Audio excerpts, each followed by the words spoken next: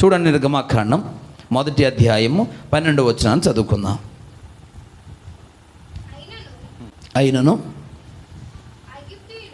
ఐగుప్తీయులు వారిని శ్రమ పెట్టిన కొలది వారు విస్తరించి ప్రబలిరి కనుక వారు ఇశ్రాయేలీయుల అసహ్యపడిరి. పిల్లరా, ఐగుప్తీయుల గురించి, ఐగుప్తు దేశంలో ఇశ్రాయేలుల గురించి మాట వ్రాయబడింది. పిల్లరా, ఐగుప్తు దేశంలో ఇశ్రాయేలు అంట శ్రమ పెట్టబడిన కొలది వారు విస్తరించి ప్రబలారు. హల్లెలూయా.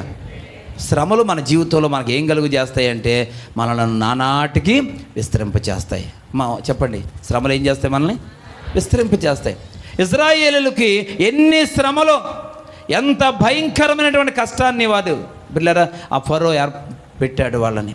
ఎన్ని శ్రమలు కలుగు చేసినా వారు నానాటికి దేవుడి చేత వారు ఏం చేయబడుతున్నారు? విస్తరింపబడుతున్నారు. దేవుని స్తోత్రం. దేవుడు వారిని విస్తరింపజేస్తూ ఉన్నాడు. వారు అసహ్యపడ్డారంట. చిచి ఏటిది పిల్లలు అని. కానీ అసహ్యపడిన వారే భయపడడం మొదలుపెట్టారు. దేవునికి స్తోత్రం. హల్లెలూయా. ఐగుప్తీయుల సంఖ్యకు సమానంగా, సమానంగా ఇశ్రాయేలీయుల సంఖ్య కూడా పెరిగిపోయిందండి. హల్లెలూయా. వాళ్ళకేమో సకల సదుపాయాలు ఉన్నాయి ఐగుప్తీయులకి. ఇశ్రాయేలీయులకు ఏ సదుపాయం లేదు. వీళ్ళని చాలా కష్టాలు పెడుతున్నారు, చాలా శ్రమల పాలు చేస్తూ ఉన్నారు. ఏ రకమైన సదుపాయం వీళ్ళకి లేదు. కానీ దేవుడు వారిని ఆశీర్వదించినందుకు ఐగుప్తీయులతో సమానంగా ఇశ్రాయేలీయులు కూడా ఏమవుతున్నారట? పెరిగిపోతూ ఉన్నారు, ప్రబలుతున్నారు. దేవునికి స్తోత్రం. నానాటికి వారి సంఖ్య పెరుగుతూ ఉంది. ఈ యొక్క దేవుని ఈ సమయంలో వాక్యం ఉంటున్నటువంటి సంగమా, మన జీవితాలకు వచ్చిన శ్రమలు మనల్ని విస్తరింపచేస్తాయి, మన సరిహద్దులను విశాలపరుస్తాయి. పిల్లరా, శ్రమలు అనుభవించిన వారు ఎప్పుడు మంచి అనుభవనీయులైపోతారు. శ్రమలు అనుభవించిన వారు ఎప్పుడు గొప్ప ప్రార్థనా పరులైపోతారు. దేవునికి స్తోత్రం. సందర్భ సహితంగా ప్రార్థన చేసేవారు అవుతారండి. పిల్లరా, ఈ రోజుకి చాలామందికి ప్రార్థన ఇస్తే ఎలా చేయాలో అర్థం కావడం లేదు. పిల్లరా, ఎక్కడ ఏ సందర్భంలో ఎలా ప్రార్థన చేయాలో అర్థం కాని వారు, ఒక పాట ఇస్తే ఏ సందర్భంలో ఏ పాట పాడాలో అర్థం కాని వారు ఉన్నారు. నేటికి పిల్లరా, ఒక ఆరాధన సమయంలో కృతజ్ఞతా పాటలు, స్తుతి పాటలు పాడలేని వారు ఎంతోమంది ఉన్నారు. పిల్లరా, ప్రారంభ పాట దేవుడి నామాన్ని మహిమపరుస్తూ స్తుతి పాట పాడతాం. కానీ నేటి దినాల్లో పాటలు పాడమంటే మొదటి పాట పాడే అవకాశం వస్తే వారికి నచ్చిన పాట పాడుతున్నారు. అంటే వారు నేర్చుకొని వచ్చిన పాట పాడుతున్నారు. కానీ ఒక ప్రారంభ ప్రార్థన లేక ప్రారంభ కూటము, ఇక కృతజ్ఞతతో కూడిన పాట పాడాలి, దేవుడి నామాన్ని మహిమపరుస్తూ పాట పాడాలి అనేటువంటి సందర్భం లేకుండా పిల్లరా ప్రార్థన చేయలేకపోవడం, పాట పాడలేకపోవడం, ఇవన్నీ దేనివల్లంటే నీ జీవితంలో శ్రమలను నువ్వు సహించడం లేదు, వ్యతిరేకిస్తున్నావు.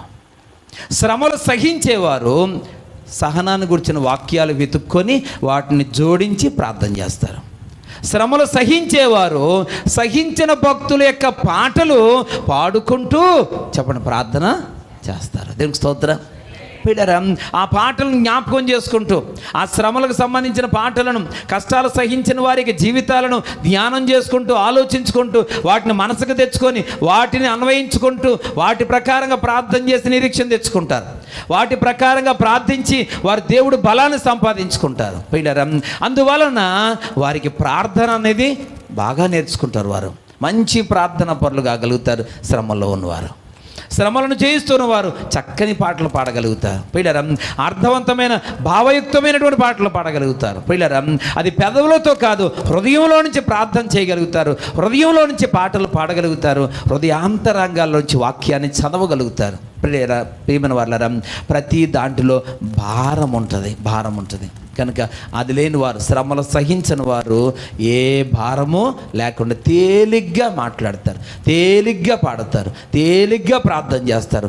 ఎవరికన్నా సహాయం చేయాల్సి వస్తే తేలిగ్గా సహాయం చేసే ప్రయత్నం చేస్తారు. పిల్లరా, దేంట్లోని కూడా వారు ప్రయోజనకరమైనటువంటి పని చేయలేరు. కారణం ఏంటంటే వారు శ్రమలను సహించిన వారు కాదు, వ్యతిరేకించిన వారు. ఇక సమయంలో దేవుని పిల్లల మీద మనందరం కూడా శ్రమలను ఏం చేయాలి?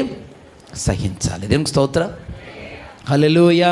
కాబట్టి శ్రమలు రావడం ఆయన నామ మహిమ కొరకు సాక్షులుగా దేవుడు మనల్ని సిద్ధం చేయడానికి. మన జీవితాలలో పిల్లరా, శ్రమ అనేది సహించడం నేర్చుకోవాలి, భరించడం నేర్చుకోవాలి. ఇది విశ్వాస యొక్క లక్షణం.